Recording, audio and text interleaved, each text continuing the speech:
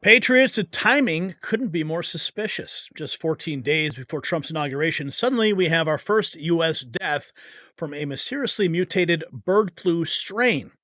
Does this sound familiar? Because it should. 8 years ago, before Trump's inauguration, the first inauguration, Fauci warned of a pandemic, and now, as if on cue, the entire fear machine is spinning up again. Fauci, Birx, and the usual suspects are emerging from the shadows, and the media is already pushing their narrative of one mutation away from disaster. But here's what they don't want you to know about this convenient crisis. Now, my fellow Americans, while the deep state tries to frighten us with their latest health crisis, they're also waging war on your wallet through skyrocketing energy costs. They want you to be dependent and afraid. But there is a solution they don't want you to know about. This revolutionary device is helping thousands of patriots slash their electricity bills by optimizing power consumption and reducing waste. It's so effective, the energy companies are trying to keep it quiet. Don't let them win. Visit don'twastepower.com and claim your 50% New Year discount. Take control of your energy independence today before they shut this offer down. Remember, energy independence is American independence. Now, I want to take you back for a second. As I was doing my research into this topic today, who did I come across but the beautiful Angie, May 31st of 2024, when she reported on the Biden administration securing millions of H5N1 vaccine doses, proactively responding to the bird flu despite its current low threat level. This was in May of 2024. Here is the beautiful Angie. So, Ms. Gary, the Biden administration is acting quickly to counter the looming threat of the bird flu virus, H5N1. Despite little evidence of the virus in retail dairy samples, top U.S. government officials have secured millions of vaccine doses from a manufacturer, CSL. This move shows a proactive response to a potential pandemic, avoiding complacency despite the virus's current low threat level. Measures to vaccinate farm workers and others exposed to the virus are being considered, showing a commitment to containment and prevention. Despite reassurances from the CDC that the situation is controlled, the administration is determined to avoid future health crises. There you have it. There's Angie. Yeah, we were on top of this quite some time ago. And with all that being said, Gavin Newsom, December 18th of 2024, declared a state of emergency. Response to the virus. So several months later, the state of emergency was declared. California has declared a state of emergency in response to the bird flu. Governor Gavin Newsom made the proclamation in order to streamline and expedite the state's response to the virus. This virus has spread to 16 states, and California has reported 34 human cases. That's more than any other state. All infected individuals had exposure to infected cattle, and California also has the greatest number of cattle herds infected. And California has. And what is John Rich saying? Yeah, John Rich has had an important message. We put it out on our X account. He's sounding the alarm on the bird flu psyop. Flu nonsense. Hey folks, your buddy John Rich here. And like you, I see this bird flu nonsense popping up everywhere. I see all the old players, Fauci, Birx, whoever that lady is that keeps telling us all that the cows are dying and the chickens are dying. I believe she was the one last time that said we should all be maybe put into camps if we didn't get vaccinated. Anyway, they're all showing back up. We're all seeing it. So we all know what's coming. We all know what's ahead. Forward this post. No joke. This is more important than almost anything we could be talking about. Forward the post to all your people. Rip the video, download the video if you want. Post it on all the other platforms and let everybody know. You guys stay safe. Have a great New Year, and I'll talk to you soon. God bless. So John Rich is no moron. Louisiana now reporting the first bird flu related human death in the United States. There's the headline from Fox News. Louisiana reports first bird flu related human death in the United States. And what's really curious is that there was this bird flu summit. Do you guys remember this? I remember reporting on this. It was this was in July of 2024. So let's think about it. So in May, Angie reported on the vaccines that were being secured by the Biden administration. And then in June, we have the bird flu summit that's taking place. Fast forward, we have the state of emergency declared in California. Now, this is a woman who was talking about this bird flu summit. Headline news. Okay, so I have to do this really quick video because I was listening to the radio today, and this is Cambry of Cam V TV. This is on her X account. Now, I want to make it clear that she posted this July 9th of 2024. news. Okay, so I have to do this really quick video because I was listening to the radio today, and they were talking about this huge international summit in Washington, D.C. that I am not hearing on the news.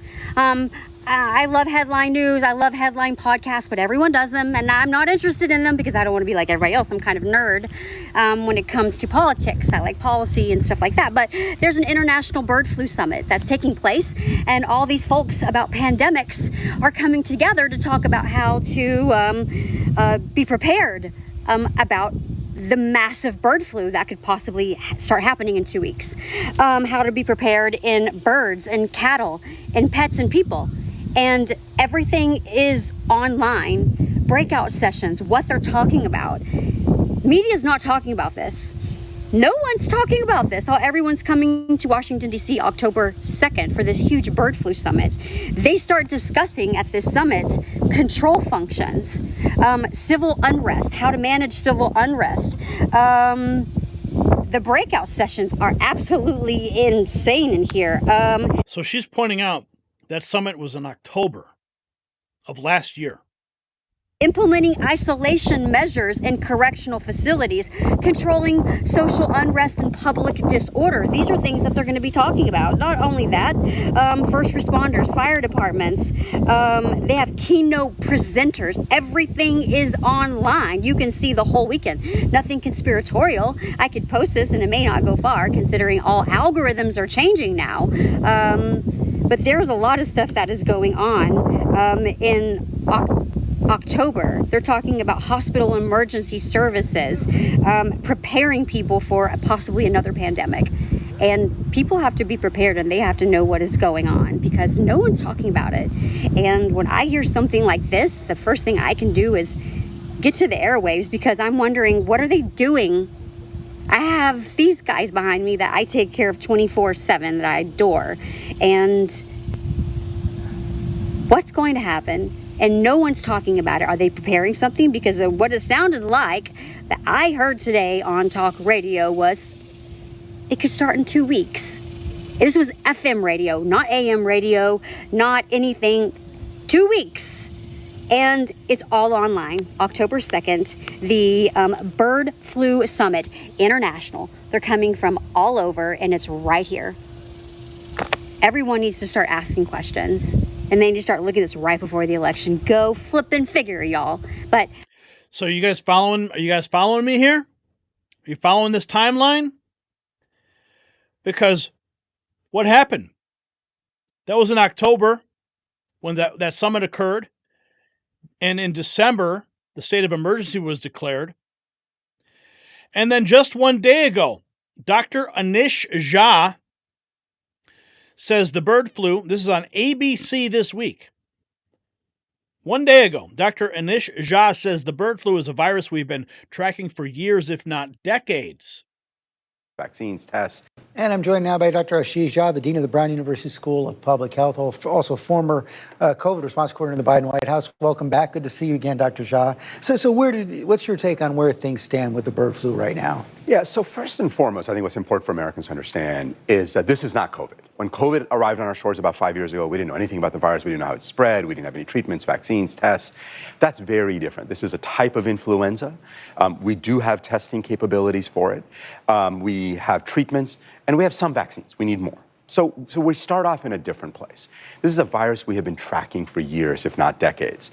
My view is we are seeing the virus evolve. Now we're seeing some people get very seriously ill.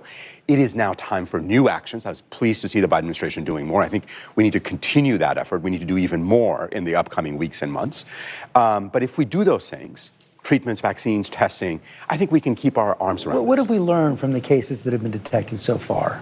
Well, so majority of them have been mild, but they have been in farm workers and farm workers who've gotten exposed directly. But the last couple of cases, a Louisiana case that was mentioned, there's a teenager in British Columbia who got very, very seriously ill. He had no underlying medical conditions. What we're learning is that the virus is continuing to evolve. And what we're learning is that the virus can cause really serious illness. And so that's what we have to prepare for. And the dangers, of course, it just takes one mutation to create the possibility of human-to-human transmission. That is the thing that we're all going to pay very close attention to. We haven't seen it yet, but just because we haven't seen it yet doesn't mean it can't happen. And we have to assume that it might very well happen somewhere down the road, and we have to prepare for it, and we have to act with that as a potential possibility. So the top priority right now, doing a lot more testing? Doing a lot more testing. I think that's number one. Number two, in my mind, is making sure, right now we have between 5 and 10 million vaccine doses in the country in a national stockpile. Obviously not going to be enough. Not going to be enough just to cover healthcare workers and dairy workers, but we need a lot more of that. So we need new investments in a new generation of vaccines so that if it gets to human transmission, if it starts causing more serious illness, we are ready and we can protect people. How about treatment? There are 2 treatments that we think work for this. We have a stockpile of one of them. I think we should be making investments in making sure that we have plenty of both. Oh, is that right? Now, I'm going to play this guy again. Remember? He says that we have some big picture stuff coming down the pipe starting January 21st. Dr. Peter Hotez, remember what he said this? Here's the reason why we need to care about this stuff, Nicole, is that we have some big picture stuff coming down the pike starting on January 21st. Mr. Bloomberg mentioned H5N1. That I'm really worried about. It's all over wild birds on the western part of the United States and going up in the north. It's getting into the poultry. We're seeing sporadic human cases, no human-to-human transmission yet, but that could happen. It's in the cattle. It's in the milk. And that's just the beginning. We have another major coronavirus likely brewing in Asia. We've had SARS in 2002, SARS-2, COVID-19 in 2019. And we know these viruses are jumping from bats to people thousands of times a year. But there's still more. We know that we have a big problem with mosquito-transmitted viruses all along the Gulf Coast, where I am here in Texas. So we're expecting dengue and possibly Zika virus coming back, or a Puche virus, maybe even yellow fever. And there's more. Then we have all this sharp rise in vaccine-preventable diseases going up because of, in part, the anti-vaccine activism that's so prominent right now. We have a 5-fold rise in pertussis cases, whooping cough over the last year, 15 measles outbreaks this year. We've got polio that's been in the wastewater in New York State. All that's going to come crashing down on January 21st on the Trump administration. We need a really, really good team to be able to handle this. It's all going to come crashing down on the Trump administration. And I found this one. This video was posted December 19th of last year, 2024. Ryan Boucher ignited a controversy about gain-of-function research in 2012 after he generated an airborne strain of a 60% lethal bird flu. And researchers took bird flu and manipulated it to make it easier to transmit between humans. Fauci was drawn into a scandal with a scientist named Ron Fauci, who used gain-of-function to make bird flu airborne in mammals. This had never been done before. We already did everything we can to protect the virus from getting out of our facilities, and well, I will leave it with that for now. You have said to me in a phone interview that this was, quote, the doomsday virus. There was an accident and could have infected humans. I think that what we need to make sure is that we don't mix apples and oranges. People have mixed opinions, but if it had leaked, the virus could have killed like 20 to 50% of the world's population. People playing God, man. People with God complexes. But instead of being punished for doing this work and putting the entire world's population at risk by doing this work, they were celebrated. Researchers took... Yeah. And then, of course, we have this. We've already seen this year that there have been... Dr. Lena Wen. We've played this before, but it's important that we continue to keep this in front of our mind. this year that there have been a number of mammalian species close to humans that now have bird flu outbreaks. We have outbreaks in poultry in all 50 states. 16 states have outbreaks in cattle. In California, in the last 30 days, there have been more than 300 herds that tested positive. And now we have 66 cases of bird flu in humans. And this is almost certainly a significant undercount because we have not been doing nearly enough testing. So we really don't know the extent of bird flu that's out there in We don't know. And here's Dr. Birx. But it sounds like it doesn't. It sounds like from what you're laying out, you don't think this country has learned from the COVID pandemic. And there's not a sense of urgency right now. Our agencies are making the same mistakes they made with COVID. The number 2 principle of pandemic is detect. And the only way to detect for viruses is to test. You cannot see a virus through symptoms. You miss so many cases. Yet we're still talking about flu-like illness. Dr. Birx and her scarf. Okay, and here's Fauci. And we the sobering news. Now, let me tell you the sobering news.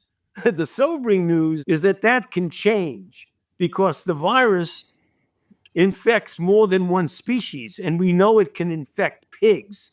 Pigs are on farms with chickens and with cows. And chickens and cows can infect with their virus a pig, and then a human virus can go into pig, and then you could get a reassortment of a virus that has some of the dangerous qualities of H5N1 and some of the capability of spreading from human to human of a human virus. So that's what public health officials are concerned about, that when you have the circulation of this virus in multiple species, including a mixing bowl species like a pig, you might get a reassortment and a mutation that could make this something we really have to be concerned about. And that's the reason why the CDC says, although currently the risk in general is low, we still have to pay close attention to the possibility that might change. We're all paying very close attention, Dr. Fauci. Don't you worry. And here is some of the fear-mongering that's been coming out of the media as of late. This was, we published this just a couple days ago. This was on CNN. State of emergency. There are new concerns tonight as bird flu continues to spread. A week ago, California declared a state of emergency after a mass infection of dairy cattle there. In Washington state, where cases have been on the rise, more than half of the big cats at one wildlife sanctuary died after contracting the virus.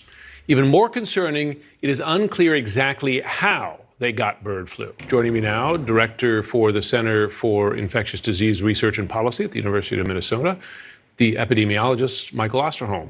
Good to speak to you again, sir. Thanks so much for joining. Thank you, Jim. Good to be with you.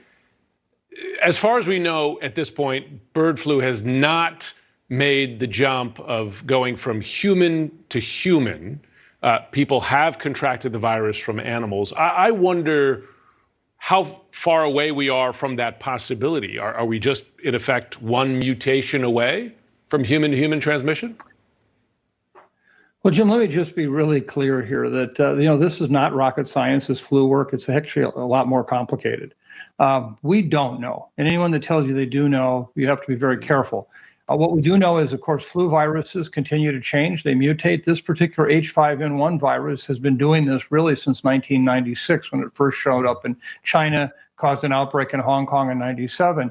And what most people don't realize is this was killing cats way back in 2003 and 4. One of the zoos in Thailand lost over 100 large cats because they were fed culled poultry that had died from H5N1. And so we've been seeing this for a long time in cats. What's changed, though, is in the last 2 years, a new strain of this H5N1 has emerged that has caused a lot of additional infections in mammal species that we'd not seen this before, over 50. And of course, as you're well aware, the dairy side of the house now has also contributed substantially to this, which we had never seen before. So we don't know where we're at right now with this virus. There will be more influenza pandemics. Is this the one that's going to cause it? We don't know. One mutation away. That's the language being used. And we also know that there is Some crazy stuff going on in China right now. Here's another clip. 6 hours ago published. CDC says the bird flu has mutated as a 65-year-old patient in Louisiana is suffering the nation's first severe infection. The agency maintains that the risk of a widespread outbreak remains low. Let's go to Christina Coleman now with the very latest on this. Hi, Christina.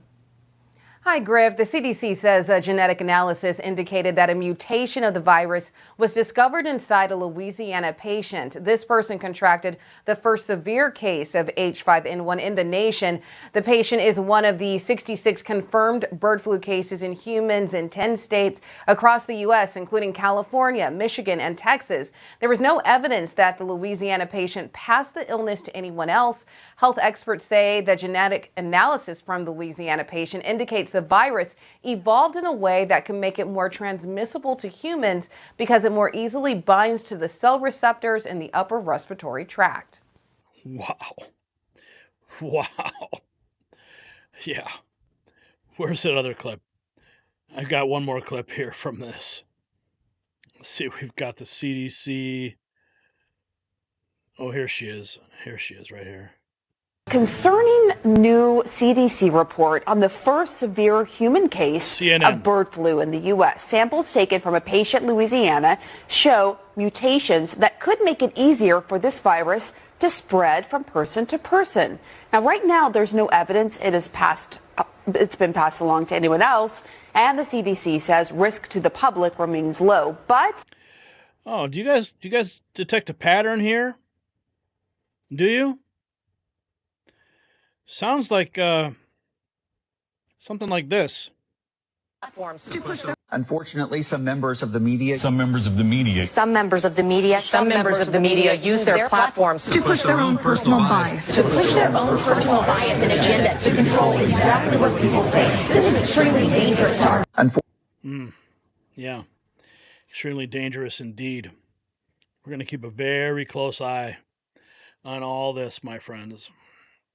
This is not the last of it, as Louisiana now reports the first human death from H5N1 bird flu in the United States. So the parallels are impossible to ignore. A new health crisis emerges just as Trump prepares to retake power. Same cast of characters return to the stage, pushing the same narratives of fear and control. From Louisiana's first death to the CDC's conveniently timed mutation announcement, every piece fits perfectly into their playbook. But this time, the American people are awake and watching. The question we must ask, will we allow them to use the same pandemic playbook to derail Trump's return to power? Or have we finally learned our lesson? Share your thoughts below. And show your resistance to their fear tactics with our exclusive MAGAvengers collection at shop.nextnewsnetwork.com, because this time, we won't comply.